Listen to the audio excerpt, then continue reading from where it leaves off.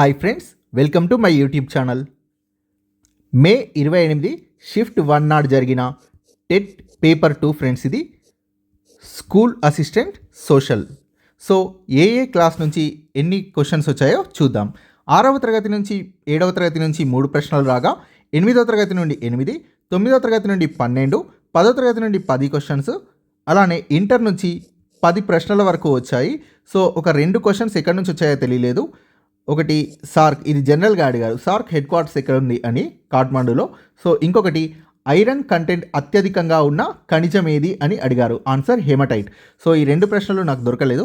So మిగిలిన ఇవన్నీ అత్యధికంగా 9th నుంచి 12 ప్రశ్నలు వచ్చాయి ఫ్రెండ్స్. 10th నుంచి 10, అలానే ఇంటర్ నుంచి 10. సో ఏ లెసన్స్ నుంచి వచ్చాయో చూద్దాం. సో అలానే టెట్ అండ్ డిఎస్సికి సంబంధించి 1500 పేజీల సోషల్ మెటీరియల్ ఎవరికైనా కావాలనుకుంటే మీకు కేవలం 150 రూపీస్కే యాప్లో అవైలబుల్ ఉంది. యాప్ లింక్ డిస్క్రిప్షన్లో ఉంది. సో నేను టెక్స్ట్ బుక్లో ఒక్క బిట్ కూడా వదిలేకుండా నేను ప్రిపేర్ చేశాను ఫ్రెండ్స్. చాలా వరకు అన్ని టేబుల్స్ రూపంలో ఉండడం వల్ల మీకు క్విక్ రివిజన్ చేసుకోవచ్చు. సో టేబుల్స్ రూపంలో ఉంది, మళ్ళీ కింద పాయింట్స్ వైజ్గా కూడా ఇవ్వడం జరిగింది, కలర్స్తో హైలైట్ చేస్తూ. సో ఒకవేళ మీరు నాకు ఫోన్పే చేసి కూడా పర్చేస్ చేయొచ్చు. గూగుల్ పే లేదా ఫోన్పే 9494525644. సో వాట్సాప్లో మీకు సెండ్ చేస్తాం, ప్రింట్ కూడా తీసుకోవచ్చు. లేదా కింద వెబ్సైట్ లింక్ ఇచ్చాను. ఏ మొబైల్ నెంబర్తో అయితే పర్చేస్ చేస్తున్నారో అదే మొబైల్ నెంబర్తో లాగిన్ అయి కూడా డౌన్లోడ్ చేసుకోవచ్చు. సో వెబ్సైట్ నుంచి కూడా పర్చేస్ చేయొచ్చు. సో ఏ ఏరియా నుంచి వచ్చాయో చూద్దాం.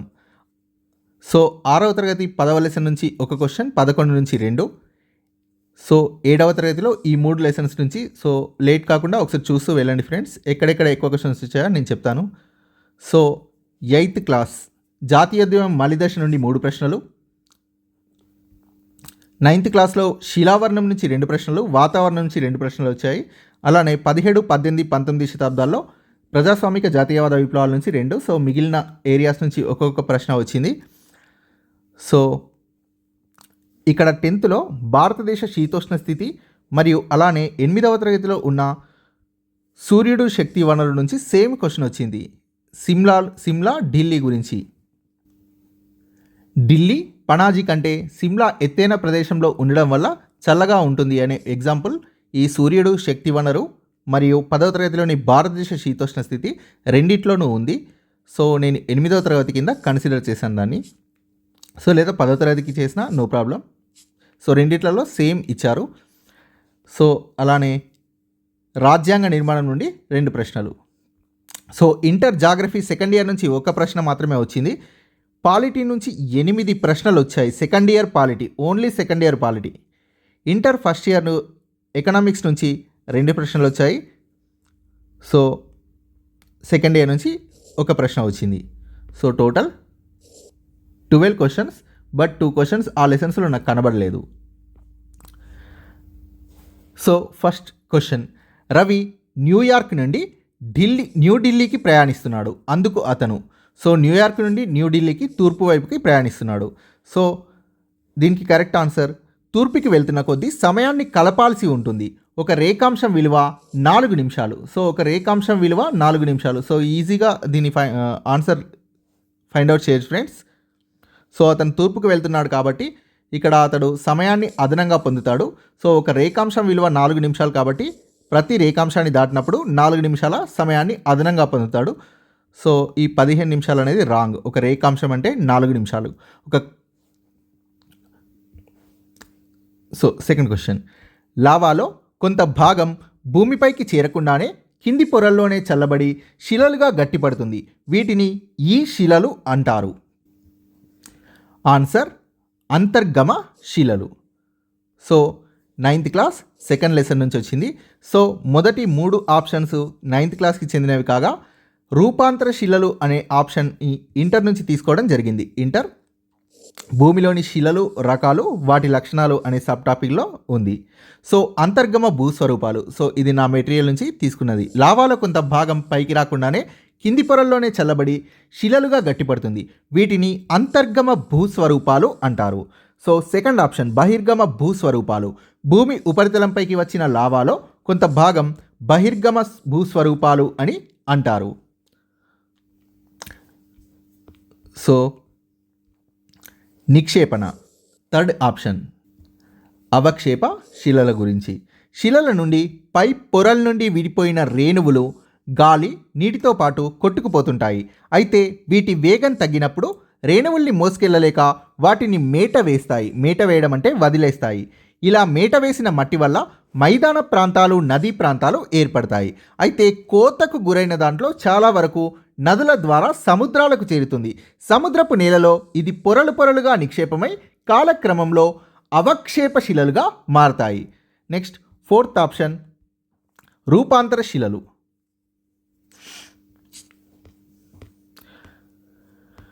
సో ఇది ఇంటర్లో ఇచ్చారు. రూపాంతర శిలలు అంటే ఇంగ్లీష్లో మెటమోర్ఫిక్ రాక్స్. మెటమోర్ఫో అంటే పాత రూపం పోవడం, గ్రీక్ వర్డ్ ఇది. భూమి మీద కానీ భూమి లోపల కానీ ఏర్పడ్డ అగ్నిశిలలు, అవక్షేప శిలలు ఎల్లకాలం అలాగే ఉండవు. వీటి స్వరూపం, స్వభావం, లక్షణాలు మొదలైనవన్నీ మారిపోతాయి. మాతృ లక్షణాలు కోల్పోతాయి. ఫలితంగా కొత్త లక్షణాలతో కొత్త శిలలు తయారవుతాయి. వాటిని రూపాంతర శిలలు అంటారు.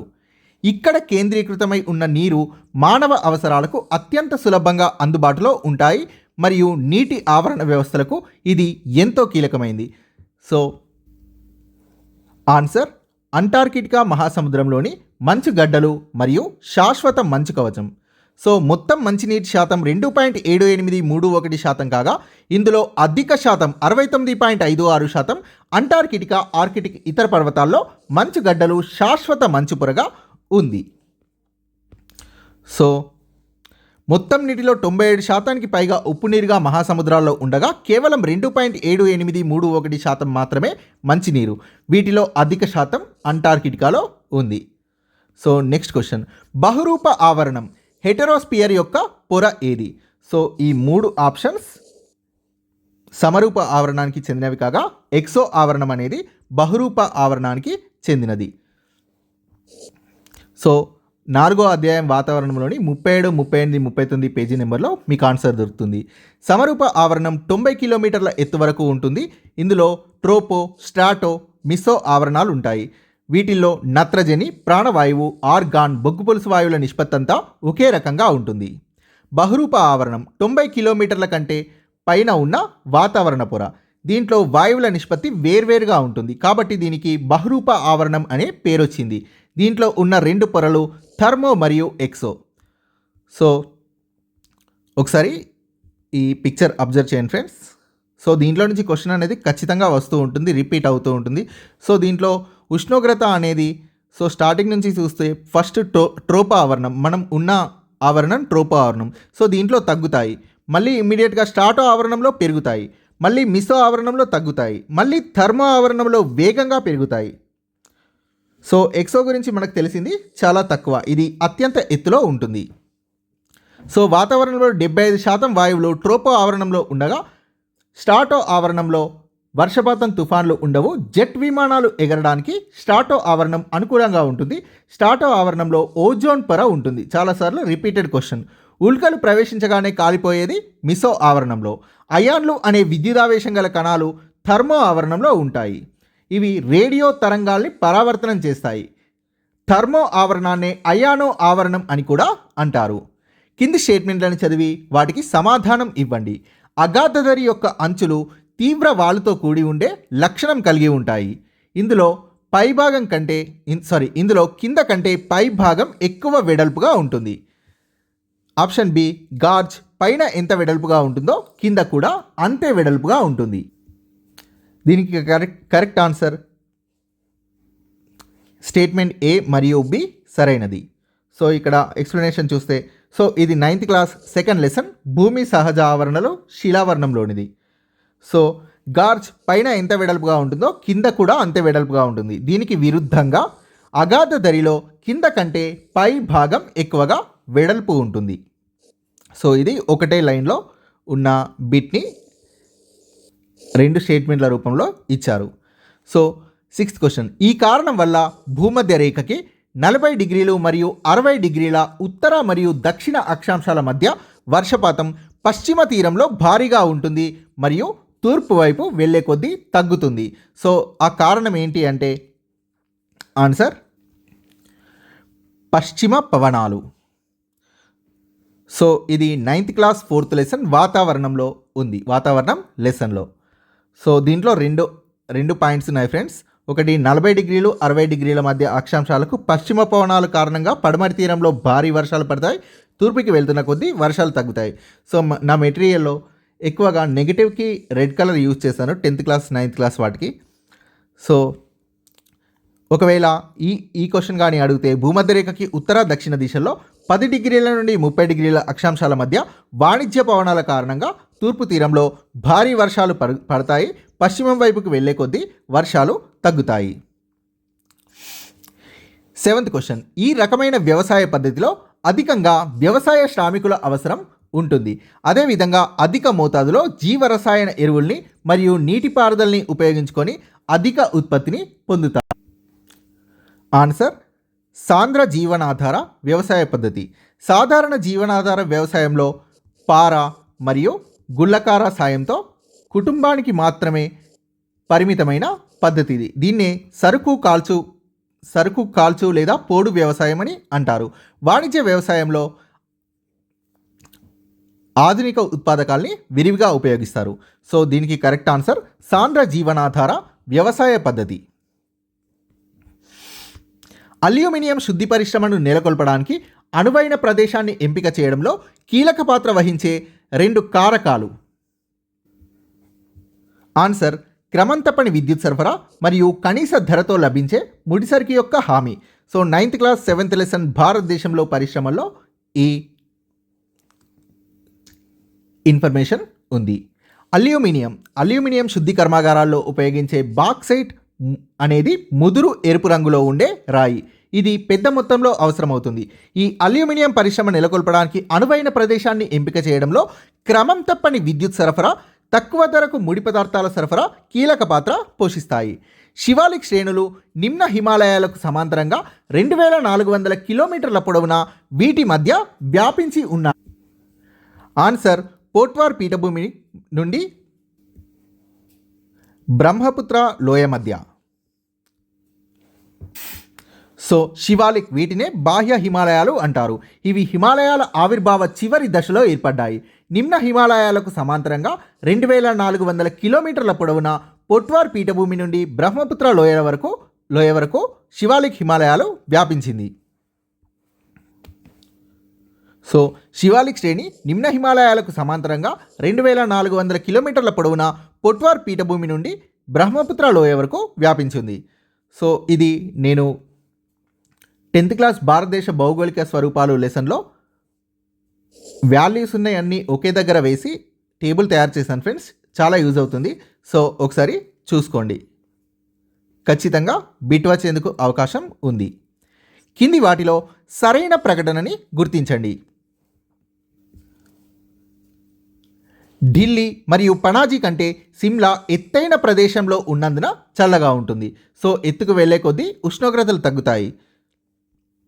ఢిల్లీ పనాజీ కంటే సిమ్లా అధిక ఎత్తులో ఉన్నందున ఎక్కువ వేడిగా ఉంటుంది. రాంగ్. సిమ్లా, ఢిల్లీ, పనాజీ వేర్వేరు ఎత్తులో ఉన్నప్పటికీ ఒకే రకమైన ఉష్ణోగ్రతల్ని కలిగి ఉన్నాయి. ఇది రాంగ్. ఉష్ణోగ్రతపై ఎత్తు యొక్క ప్రభావం అస్సలు ఉండదు. రాంగ్. సో ఢిల్లీ పనాజీ కంటే సిమ్లా ఎత్తైన ప్రదేశంలో ఉండడం వల్ల చల్లగా ఉంటుంది. సో ఇది 8th క్లాస్ 2nd లెసన్ సూర్యుడు శక్తి వనరులో మరియు అలానే 10వ తరగతి 4వ అధ్యాయం భారతదేశ శీతోష్ణ స్థితి అనే లెసన్లో ఉంది. సో సముద్ర మట్టం నుండి ఢిల్లీ సిమ్లాల ఎత్తు చూసుకుంటే సముద్ర మట్టం నుండి ఢిల్లీ 200 మీటర్ల ఎత్తులో ఉండగా సిమ్లా 2200 మీటర్ల ఎత్తులో ఉంది. ఢిల్లీ కంటే సిమ్లాలో తక్కువ ఉష్ణోగ్రతలు ఉంటాయి. సముద్ర మట్టం నుండి ప్రతి 1000 మీటర్లు పైకి వెళ్తే ఉష్ణోగ్రతలు 6.4 డిగ్రీ సెంటీగ్రేడ్ మేర తగ్గుతాయి ప్రతి 1000 మీటర్లు పైకి వెళ్తే. So same points. ఒక నిర్దిష్ట కాలంలో స్త్రీ పురుషుల మధ్య సమానత్వం ఎంత ఉందో తెలుసుకోవడానికి ఉపయోగపడే ముఖ్యమైన సామాజిక సూచిక లింగ నిష్పత్తి. సో ఇది 10వ తరగతి 6వ అధ్యాయం జనాభాలో ఉంది. జనాభాలో ప్రతి 1000 మంది పురుషులకు ఎంతమంది స్త్రీలు ఉన్నారో తెలియజేసేదే లింగ నిష్పత్తి. ఒక సమాజంలో ఒక నిర్దిష్ట కాలంలో స్త్రీ పురుషుల మధ్య సమానత్వం ఎంత ఉందో తెలుసుకోవడానికి ఉపయోగపడే ముఖ్యమైన సామాజిక సూచిక లింగ నిష్పత్తి. క్రింది వాటిలో ద్వీపకల్ప నదుల లక్షణం కానిది, వాటి ప్రవాహ మార్గం మారదు. సో దీనికి కరెక్ట్ ఆన్సర్ కానిది శాశ్వతంగా ప్రవహిస్తాయి అనేది సరికాదు. సో ఆన్సర్ చూద్దాం. సో ఇది 10వ తరగతి 5వ లెసన్, భారతదేశ నదులు మరియు నీటి వనరులు. ద్వీపకల్ప నదుల ప్రవాహ మార్గం మారదు, వక్రతలు ఉండవు. సో ఈ మొదటి 2 ఆప్షన్స్ కరెక్టే. సో వీటిల్లో సంవత్సరమంతా నీళ్లు ఉండవు. సో నీళ్లు ఉండవు కాబట్టి సో ఇవి చాలా వరకు శాశ్వతంగా ప్రవహించవు. సో లక్షణం కానిది చాలా వరకు శాశ్వతంగా ప్రవహిస్తాయి అనేది రాంగ్, లక్షణం కాదు. భారతదేశంలో దేశం యొక్క మొత్తం భౌగోళిక ప్రాంతంలో ఈ నేలలు 45.6% భూభాగాన్ని ఆక్రమించాయి. సో ఇది ఇంటర్ సెకండ్ ఇయర్ 8వ లెసన్ శీతోష్ణ స్థితి వృక్ష సంపద మరియు మృత్తికల్లో 186వ పేజీలో ఉంది. సో ఒండ్రు నేలలు మొత్తం భూభాగంలో, భారతదేశం మొత్తం భూభాగంలో 46% ఈ నేలలు ఆక్రమించాయి. భారత్లో పశ్చిమాన పంజాబ్ మొదలుకొని తూర్పున వెస్ట్ బెంగాల్, అస్సాం వరకు విస్తరించిన ఇండో గంగా మైదాన ప్రాంతం ఈ తరహా ఒండ్రు నేలలకి ప్రసిద్ధి. సో ఆన్సర్ ఒండ్రు నేలలు. ఈ 2 రోజుల్లో సూర్యుడు భూమధ్య రేఖపై నేరుగా ప్రకాశిస్తాడు. Answer March 21, September 23. సో 8వ తరగతి 3వ లెసన్ భూచలనాలు మరియు ఋతువులు. సో జూన్ 21 కర్కట రేఖ మీద సూర్యుడు, 23.5 డిగ్రీల ఉత్తర అక్షాంశాన్ని కర్కట రేఖ అంటారు. సో మార్చ్ 21 సెప్టెంబర్ 23న భూమధ్య రేఖపై సూర్యుడు నేరుగా ప్రకాశిస్తాడు. సో 0 డిగ్రీ అక్షాంశం భూమధ్య రేఖ. డిసెంబర్ 22న మకర రేఖ మీద సూర్యుడు ఉంటాడు, ప్రకాశిస్తాడు. సో 23.5 డిగ్రీల దక్షిణ అక్షాంశాన్ని మకర రేఖ అంటారు. మార్చ్ 21 సెప్టెంబర్ 23న ప్రపంచవ్యాప్తంగా పగలు రాత్రి సమానంగా ఉంటాయి. ఈ 2 రోజుల్ని విషవత్తులు అంటారు. కింది వాటిలో ఇనుము కంటెంట్ అత్యధికంగా కలిగి ఉన్న అత్యుత్తమ ఇనుప ధాతువు హెమటైట్. ఆన్సర్. వీరి సిఫార్సులపై ఆధారపడి వ్యవసాయ ఉత్పత్తుల కనీస మద్దతు ధర స్థిరీకరణ చేస్తారు. ఆన్సర్ వ్యవసాయ వ్యయాలు మరియు ధరల commission. Inter second year economics 5వ యూనిట్ వ్యవసాయ రంగంలో 169వ పేజీలో ఈ ఆన్సర్ ఉంది. సో వ్యవసాయ ధరల సంఘం 1965 కనీస మద్దతు ధరల్ని, వ్యవసాయ ఉత్పత్తుల సేకరణ ధరల్ని ఇది నిర్ణయిస్తుంది. మార్చి 1985 నుండి ఈ సంఘాన్ని వ్యవసాయ వ్యయాల మరియు ధరల సంఘం అని పిలుస్తున్నాం. ప్రతి సంవత్సరం వ్యవసాయిక వ్యయాల ధరల సంఘం CACP అంటే commission for agricultural costs and prices చేసే సూచనల ప్రాతిపదికన సో అనేక వ్యవసాయ ఉత్పత్తుల కనిష్ట మద్దతు ధరల్ని ప్రభుత్వం నిర్ణయిస్తుంది. పేపర్ తయారీ దశల్ని సరైన క్రమంలో అమర్చండి. పేపర్ తయారీ అనేది మొత్తం 5 దశల్లో జరుగుతుంది. సో చూద్దాం. సో ఇది 7వ తరగతి 9వ అధ్యాయం ఫ్యాక్టరీలో ఉత్పత్తి కాగితపు పరిశ్రమ అనే లెసన్లో ఉన్న క్వశ్చన్. సో మొదటి దశ ముక్కలు చేయడం. సో ఫస్ట్ బి. రెండవ దశ కలప గుజ్జు తయారీ. సో చిక్క గుజ్జుని తయారు చేయడం, ఇది సెకండ్ స్టెప్. సో ఏ. నెక్స్ట్ స్టెప్ గుజ్జుని పరచడం, థర్డ్. చాలా ఇంపార్టెంట్ స్టేజ్ ఇది. నెక్స్ట్ 4వది ఒత్తడం, ఆరబెట్టడం, చుట్టడం. సో చివరగా కాగితాన్ని కత్తిరించడం. So cutting. BADCA answer. So చాలా చాలా ఇంపార్టెంట్. మోస్ట్లీ ఈ లెసన్లో అడిగితే ఈ క్వశ్చనే అడుగుతారు చాలా వరకు. సో మొత్తం 5 దశలు: ముక్కలు చేయడం, కలపగుజ్జు తయారీ, గుజ్జును పరచడం, ఒత్తడం, ఆరబెట్టడం, చుట్టడం మరియు కటింగ్. సో వాస్తవానికి కాగితం 5 దశల్లో తయారవుతుంది. కింది డిజిటల్ చెల్లింపుల కోసం IFSC మరియు ఇంటర్నెట్ సౌకర్యాలు అవసరం లేదు. Answer USSD. USSD stands for unstructured supplementary service data. So ఒక్కొక్క దాని గురించి చూద్దాం. RTGS అంటే రియల్ టైమ్ గ్రాస్ సెటిల్మెంట్. ఒక వ్యక్తి లేదా సంస్థ తమ ఖాతా నుండి మరొక ఖాతాకి కనీసం మినిమం 2 lakhs, మ్యాక్సిమం ఎంతైనా కూడా ట్రాన్స్ఫర్ చేయొచ్చు. So next NEFT. నెఫ్ట్ అంటే national electronic funds transfer. So ఇందులో ఒక వ్యక్తి లేదా సంస్థ తమ ఖాతా నుండి మరో ఖాతాకి ఎంతైనా కూడా బదిలీ చేయొచ్చు. నెక్స్ట్ యూపీఐ, ఇది మనందరం యూజ్ చేస్తుంది, యూనిఫైడ్ పేమెంట్ ఇంటర్ఫేస్. దీంట్లో మనీ ట్రాన్స్ఫర్ చేయడానికి ద్రవ్యం పొందాల్సిన వారి పేరు, వారి account number, bank IFSC code అవేమి కూడా అవసరం ఉండదు. వారి విపిఏ అంటే వర్చువల్ పేమెంట్ అడ్రస్ లేదా ఆధార్ కార్డ్ నెంబర్ ఉన్నా కూడా సరిపోతుంది. భీమ్ అనే యాప్ ద్వారా యూపీఐ విధానాన్ని వాడుతూ చెల్లింపుల్ని చేయొచ్చు. BHIM అంటే భారత్ ఇంటర్ఫేస్ ఫర్ మనీ. ఇది మన టెక్స్ట్ బుక్లో ఇచ్చిన ఇన్ఫర్మేషన్. ఇంకొకటి IMPS, ఇమ్మీడియట్ పేమెంట్ సర్వీస్.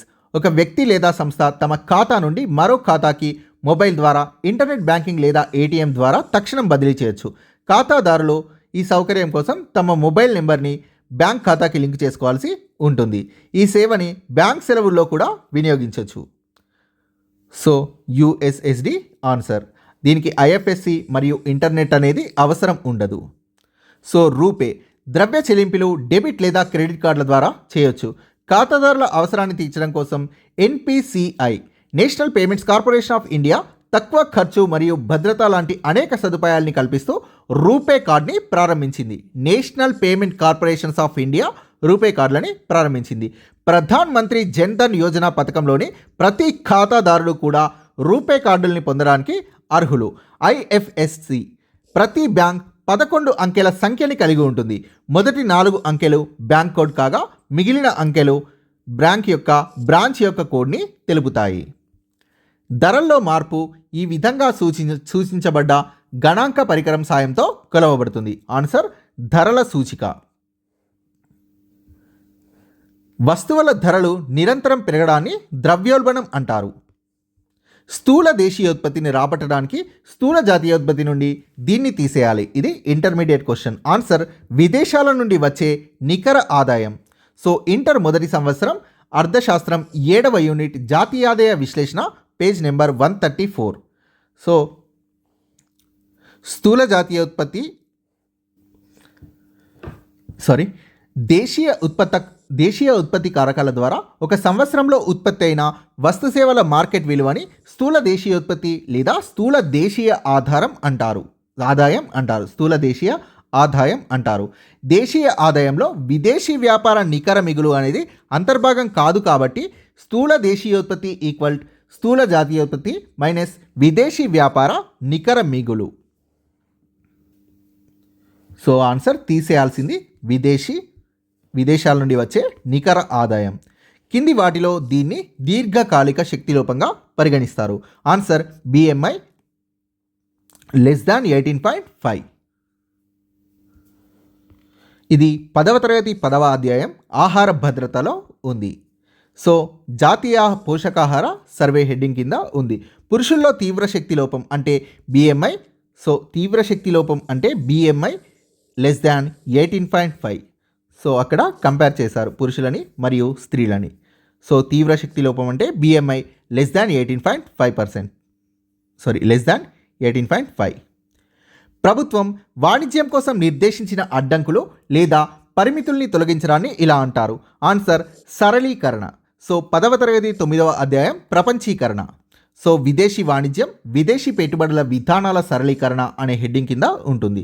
ప్రభుత్వం విధించిన అవరోధాల్ని, పరిమితుల్ని తొలగించడాన్ని ఆర్థిక సరళీకరణ అంటారు.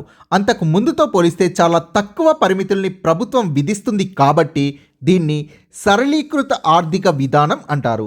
అధిక విదేశీ పెట్టుబడులు, విదేశీ వాణిజ్యం వల్ల వివిధ దేశాల ఉత్పత్తి మార్కెట్ల మధ్య అనుసంధానం పెరిగింది.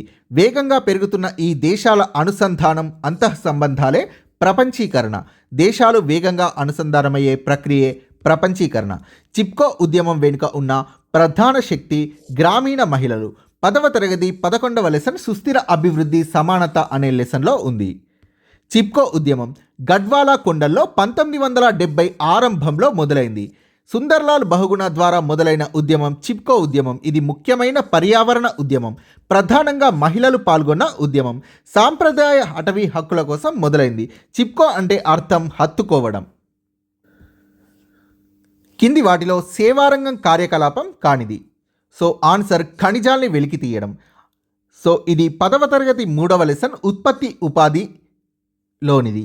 సో ఇందులో ఖనిజాలు అనేది ప్రాథమిక రంగం కిందికి వస్తుంది. సో ఇది సేవారంగం కార్యకలాపం కాదు. సో గనులు అంటే ప్రాథమిక రంగం, గుర్తుపెట్టుకోండి. మత్స్య పరిశ్రమ, సో పరిశ్రమ ఉంది అని ఇది ద్వితీయ రంగం కాదు. ద్వితీయ రంగంలోకి పరిశ్రమలు వస్తాయి, బట్ మత్స్య పరిశ్రమ అనేది ప్రాథమిక లేదా వ్యవసాయ రంగం. సో తృతీయ రంగం అంటే సేవా రంగం. గ్రీకు రాజు యొక్క రాయబారి అయిన మెగస్తనీస్ వీరి ఆస్థానంలో ఉన్నారు. ఆన్సర్ మౌర్య చంద్రగుప్త మౌర్యుడు. 6వ తరగతి 11వ లెసన్ మొదటి సామ్రాజ్యాలు. మగధ సామ్రాజ్యం గురించి ఎలా తెలుసుకుంటామనే హెడ్డింగ్ కింద ఉంది. సో మెగస్తనీస్ అనే గ్రీకు రాయబారి ఇండికా పుస్తకాన్ని రచించాడు. చంద్రగుప్తుడి ఆస్థానంలో గల గ్రీకు రాయబారి మెగస్తనీస్ రాసిన ఇండికా మరో ముఖ్యమైన పుస్తకం అని. సో ఆ లైన్లో ఈ క్వశ్చన్కి ఆన్సర్ ఉంది. చోళుల కాలంలో సభ ఏ విధంగా నిర్వహించేవారో వాటి వివరాల్ని అందజేస్తున్న శాసనం.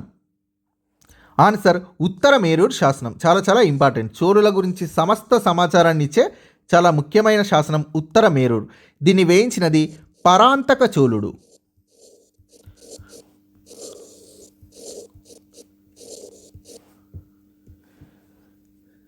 అలహాబాద్ శాసనం సముద్రగుప్తుడి విజయాల్ని తెలియజేస్తుంది. జునాగఢ్ శాసనాన్ని వేయించినది రుద్రదమనుడు.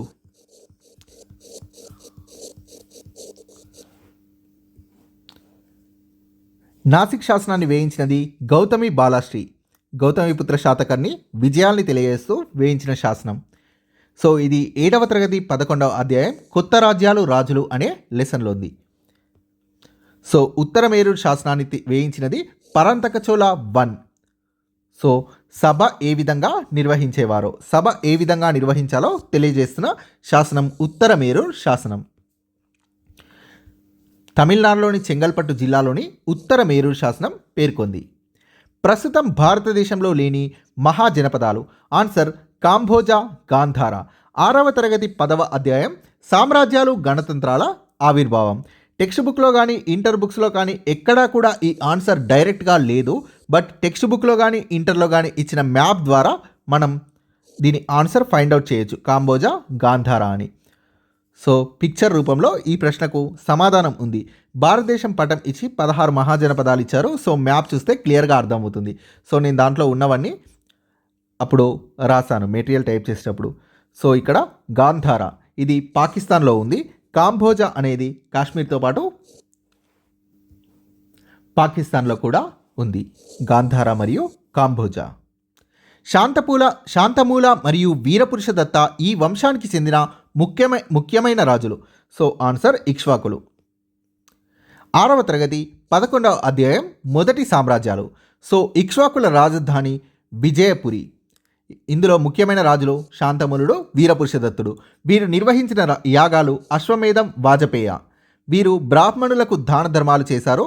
రాముడి వంశం వారమని చెప్పుకున్నారు.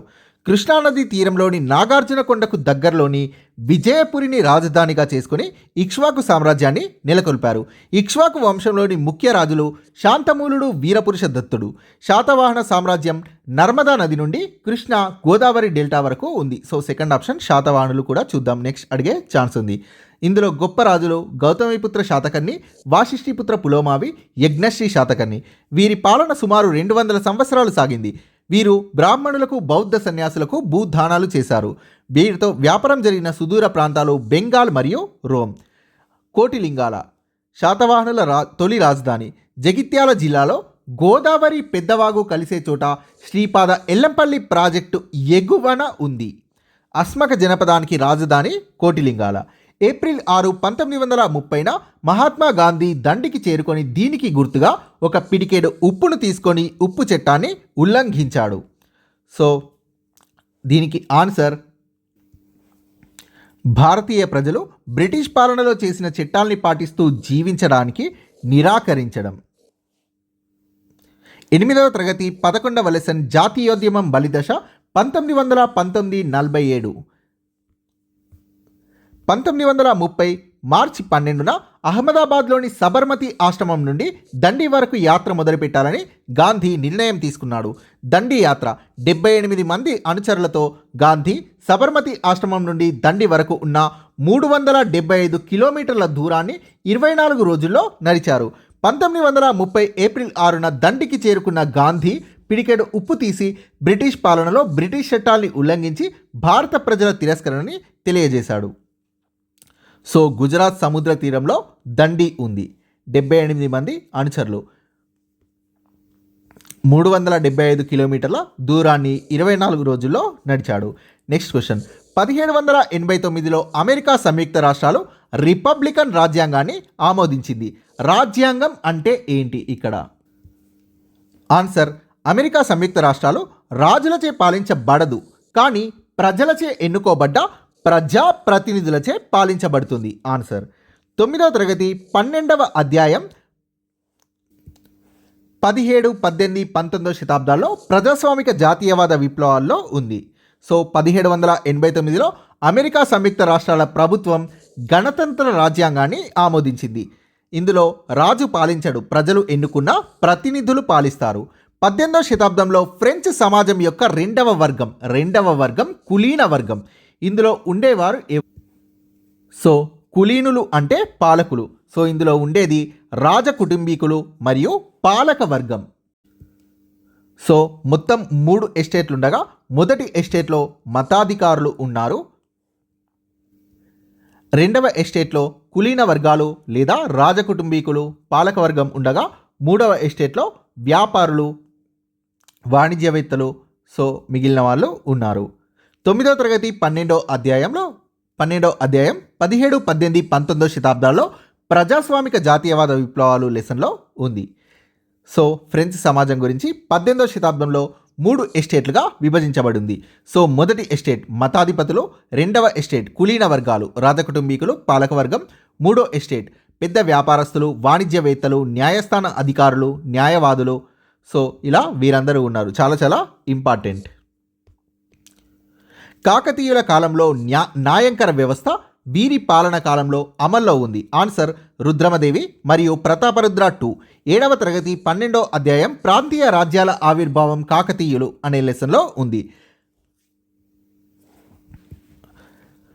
రుద్రమదేవి ప్రతాపరుద్రుడు నైపుణ్యం గల అనేక యోధుల్ని శక్తిమంతులైన సామంత కుటుంబాల నుండే కాకుండా రాజభక్తి గల నాయకుల్ని ప్రోత్సహించడానికి ఉన్నత స్థానం కల్పిస్తూ నాయక బిరుదుతో నియామకం చేసుకునేవారు. వీరి సేవలకు ప్రతిఫలంగా అనేక గ్రామాల్లో శిస్తు వసూలు చేసుకునే హక్కు కల్పించారు. ఈ గ్రామాలనే వారి న్యాయంకరలుగా వ్యవహరించేవారు. ఈ చట్టం ప్రకారం ఉగ్రవాదిగా పోలీసులు అనుమానించిన ఏ వ్యక్తికైనా ఎలాంటి విచారణ లేకుండా అరెస్టు చేసి జైల్లో ఉంచే అధికారం కల్పించింది. ఆన్సర్, రౌలట్ చట్టం 1919. సో 8వ తరగతి 11వ అధ్యాయం జాతీయోద్యమం మలిదశ 1919, 1947, 127వ పేజీ. రౌలట్ చట్టం జలియన్ వాలాబాగ్ మారణకాండ 1919లో బ్రిటిష్ ప్రభుత్వం చేసిన రౌలట్ చట్టానికి వ్యతిరేకంగా గాంధీ సత్యాగ్రహానికి పిలుపునిచ్చాడు. సో ఈ చట్టం ప్రకారం ఎవరినైనా పోలీసులు ఉగ్రవాది అని అనుమానిస్తే వాళ్లను అరెస్ట్ చేసి ఎలాంటి విచారణ లేకుండా జైల్లో పెట్టవచ్చు. మార్చి 1946లో బ్రిటిష్ క్యాబినెట్ ఈ డిమాండ్ని పరిశీలించడానికి 3 సభ్యుల మిషన్ని న్యూఢిల్లీకి పంపించింది. ఆన్సర్, ప్రత్యేక పాకిస్తాన్ డిమాండ్ని సూచించడం మరియు స్వేచ్ఛా భారత్కి తగిన రాజకీయ చట్టాన్ని సూచించడం కోసం. సో 1946 మార్చిలో బ్రిటిష్ మంత్రివర్గం ఢిల్లీకి 3 సభ్యుల్ని పంపించింది. వారు స్టాఫర్డ్ క్రిప్స్, పెతి క్లారెన్స్ మరియు అలెగ్జాండర్. ప్రత్యేక పాకిస్తాన్ కావాలంటూ ముస్లిం లీగ్ పట్టుబట్టగా ఈ కోరికని పరిశీలించడానికి 1946 మార్చిలో బ్రిటిష్ మంత్రివర్గం ఢిల్లీకి 3 సభ్యుల సంఘాన్ని పంపింది. భారత్కి స్వాతంత్ర్యం ఇవ్వడానికి తగిన రాజకీయ చట్టాన్ని సూచించమని కోరింది. ఆ 3 సభ్యులు సర్ స్టాఫర్డ్ క్రిప్స్, పెతి క్లారెన్స్ మరియు అలెగ్జాండర్. కింది వాటిలో ఇది హైదరాబాద్ స్టేట్ కరెన్సీగా పరిగణించబడింది. ఆన్సర్, ఉస్మానియా సిక్కా. 8వ తరగతి 12వ లెసన్ హైదరాబాద్ రాష్ట్రంలో స్వాతంత్రోద్యమం 141వ పేజీ. ఉస్మానియా సిక్కా అనేది హైదరాబాద్ రాష్ట్ర రూపాయి. 1941లో నిజాం హైదరాబాద్ స్టేట్ బ్యాంక్ని స్థాపించాడు. ఇప్పుడు అది స్టేట్ బ్యాంక్ ఆఫ్ ఇండియాలో భాగం. ఈ హైదరాబాద్ స్టేట్ బ్యాంక్ రాష్ట్రానికి కేంద్ర బ్యాంక్గా వ్యవహరిస్తూ హైదరాబాద్ రాష్ట్ర రూపాయి అయిన ఉస్మానియా సిక్కాను చెలామణిలోకి తీసుకుంది. మిగిలిన భారతదేశంలో మాదిరి కాకుండా తన సొంత నాణేలో హైదరాబాద్ రూపాయి ఉన్న ఏకైక రాజ్యం హైదరాబాద్ రాజ్యం. ఆధునిక పారిశ్రామికీకరణ అనుభవించిన మొదటి దేశం బ్రిటన్. దీనికి గల కారణం. సో ఇది చాలా లెంగ్తీ క్వశ్చన్ ఫ్రెండ్స్. సో దీనికి కరెక్ట్ ఆన్సర్ ఏబిసిడి పైవన్నీ సరైనవి. రాజకీయ స్థిరత్వం, ఏకీకృత మార్కెట్, విస్తీర్ణం మరియు జనాభాలో పెరుగుతున్న పట్టణాలు, మంచి నెట్వర్క్ కలిగిన నదులు మరియు వస్తువుల తరలింపు కోసం అనుకూలమైన తీర ప్రాంతం, పెద్ద పారిశ్రామిక సంస్థల్ని స్థాపించడానికి మరియు నిర్వహించడానికి కావలసిన చాలా మంచి ఆర్థిక వ్యవస్థ. 9వ తరగతి 13వ లెసన్ పారిశ్రామికీకరణ, సామాజిక మార్పు, పేజీలు 168, 69, 170. సో 3 పేజీలు చదివితేనే దీనికి ఆన్సర్ 168, 169, 170. చాలా జాగ్రత్తగా చదవండి. సో దీంట్లో ఏ ఒక్క ఆప్షన్ మార్చి ఇచ్చినా కూడా సో కన్ఫ్యూజ్ అవుతారు, కాబట్టి జాగ్రత్తగా చూసుకోండి. సో 3 పేజీలు చదివితేనే దీనికి ఆన్సర్ చేయగలం. సో ఆధునిక పారిశ్రామికీకరణ ఫలితాలని చవిచూసిన మొదటి దేశంగా బ్రిటన్ గుర్తింపు పొందింది. సో దీనికి మొదటి ఆప్షన్ రాజకీయ స్థిరత్వం మరియు ఏకీకృత మార్కెట్. సో రాజకీయంగా స్థిరంగా ఉంది. సో ఐక్యపరచబడ్డాయి ఇవన్నీ. సో అలానే పట్టణాలు, వర్తకం, ఆర్థికం. పట్టణాలు విస్తీర్ణ పరంగా, జనాభా పరంగా పెరుగుదల చెందాయి. సో 11 బ్రిటిష్ పట్టణాల జనాభా రెట్టింపైంది. అలానే ఇక్కడ చూస్తే నదులు, జలమార్గాల ద్వారా రవాణా, నదుల అనుసంధానం, సముద్ర తీరం ప్రాంతంలో గల సౌకర్యాలు అనుకూలంగా ఉన్నాయి. సో చాలా వరకు నౌకాయానానికి అనుకూలం. సో ఇదొక కారణం. అలానే ఆర్థిక కారణం, బ్యాంక్ ఆఫ్ ఇంగ్లాండ్ లండన్లో స్థాపించబడింది. ఇది దేశ ఆర్థిక వ్యవస్థకు కేంద్రం. 1784 నాటికి ఇంగ్లాండ్లో 100 ప్రావిన్షియల్ బ్యాంకులు ఉండగా తర్వాతి 10 సంవత్సరాల్లో వీటి సంఖ్య 3 రెట్లుగా పెరిగింది. సో 1820 నాటికి 600 కంటే ఎక్కువ బ్యాంకులు సంస్థానాల్లో ఉండగా లండన్లోనే 100 బ్యాంకుల వరకు ఉండేవి.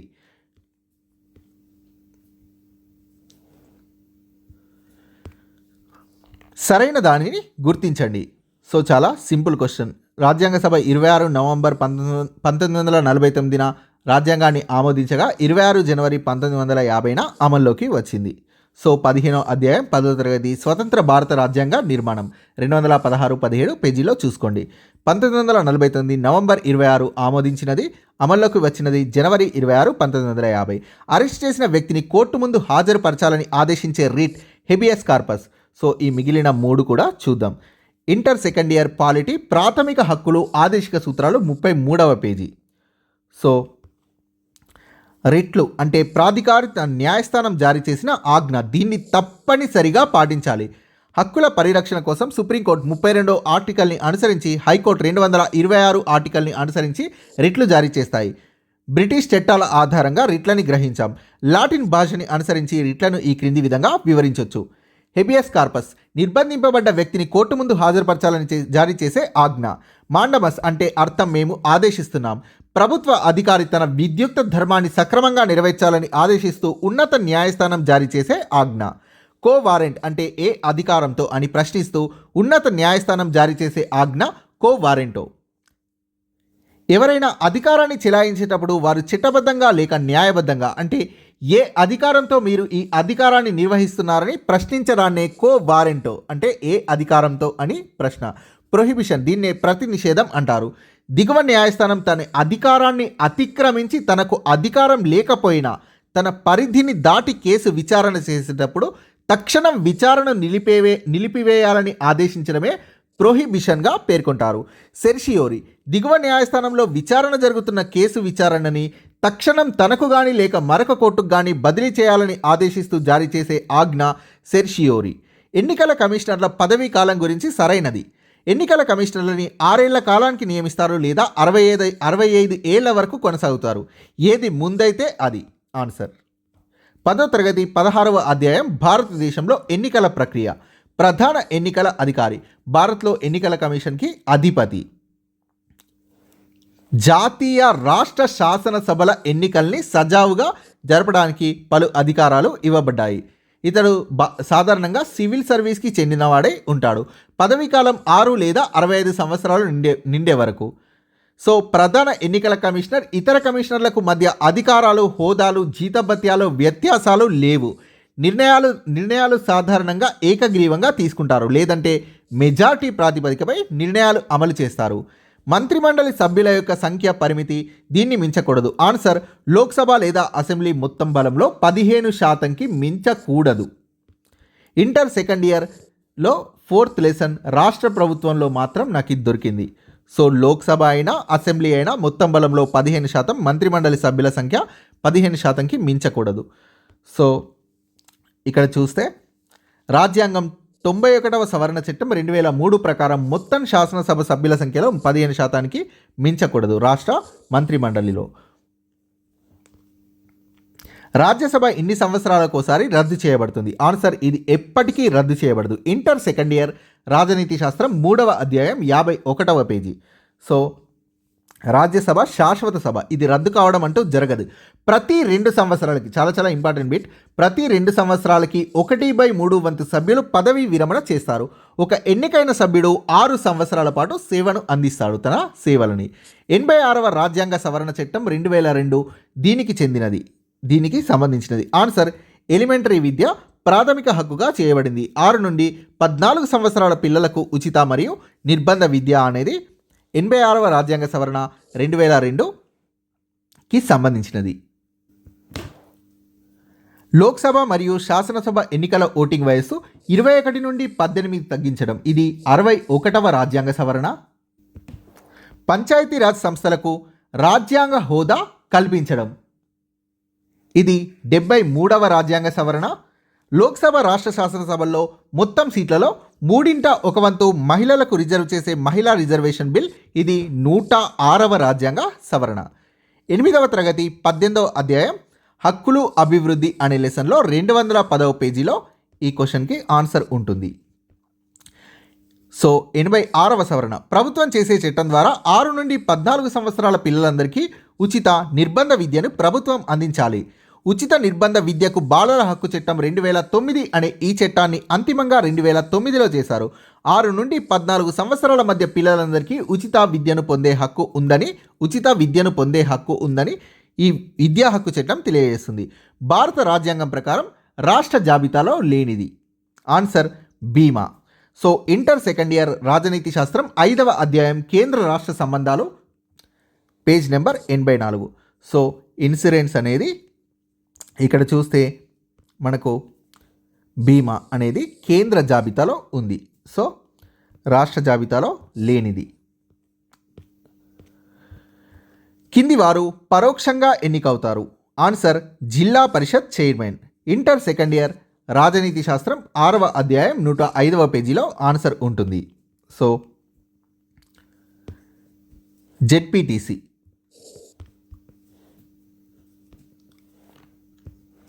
సో జెడ్పీటీసీలో తమలో ఒకరిని చైర్పర్సన్గా, మరొకరిని వైస్ చైర్పర్సన్గా ఎన్నుకుంటారు. సో నెక్స్ట్ క్వశ్చన్, ఐక్యరాజ్య సమితి దినోత్సవాన్ని ఈ రోజున జరుపుకుంటారు. Answer October 24. Inter second year polity 11th lesson భారతదేశం ప్రపంచ దేశాలు అనే లెసన్లో ఉంది. సో ఐక్యరాజ్య సమితి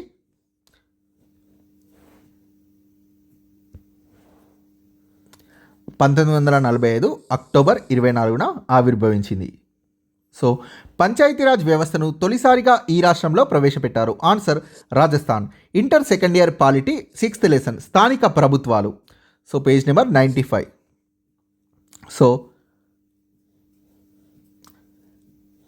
బల్వంతరాయ్ మెహతా కమిటీ సూచించిన 3 అంచెల పంచాయతీరాజ్ వ్యవస్థను అమలు చేసిన తొలి రాష్ట్రంగా రాజస్థాన్ గుర్తించబడింది. అక్టోబర్ 2, 1959న రాజస్థాన్లోని నాగూర్ జిల్లాలో దీన్ని తొలిసారిగా అమలు చేశారు. అనంతరం నవంబర్ 1, 1959న దీన్ని ఉమ్మడి ఏపీలో అమలు చేయడం జరిగింది. ఈ తరహా ప్రభుత్వంలో 2 లేదా అంతకంటే ఎక్కువ స్థాయిలు ఉన్నాయి. ఆన్సర్ సమాఖ్య లేదా ఫెడరల్ ప్రభుత్వం. 10th క్లాస్ 15th లెసన్ స్వతంత్ర భారత రాజ్యాంగ నిర్మాణం 219th పేజ్. సమాఖ్య వ్యవస్థ కేంద్ర రాజ్య తంత్రంతో పాటు ఉపరాజ్య తంత్రాలు ఉండడం, వారికి కేటాయించిన రంగాల్లో ఈ రెండు సర్వసత్తాకత కలిగి ఉండడం. ఇంకో మాటలో ద్వంద్వ రాజ్యతంత్రాన్ని ఏర్పాటు చేయడం అంటే కేంద్ర రాష్ట్రాలతో కూడిన ద్వంద్వ ప్రభుత్వాల విధానం. సార్క్ శాశ్వత సెక్రటేరియట్ ఇక్కడ ఉంది. Answer Kathmandu, Nepal.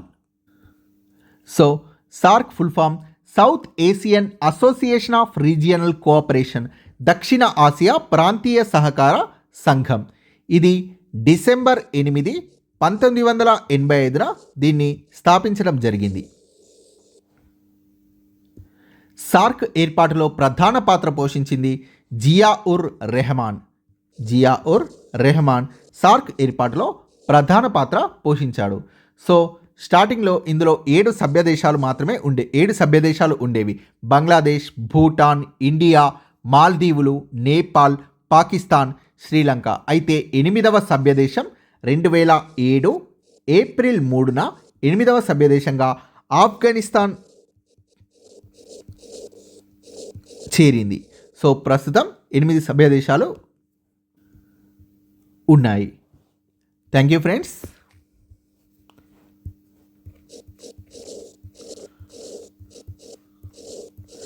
Please share this video and please subscribe and please support my channel friends.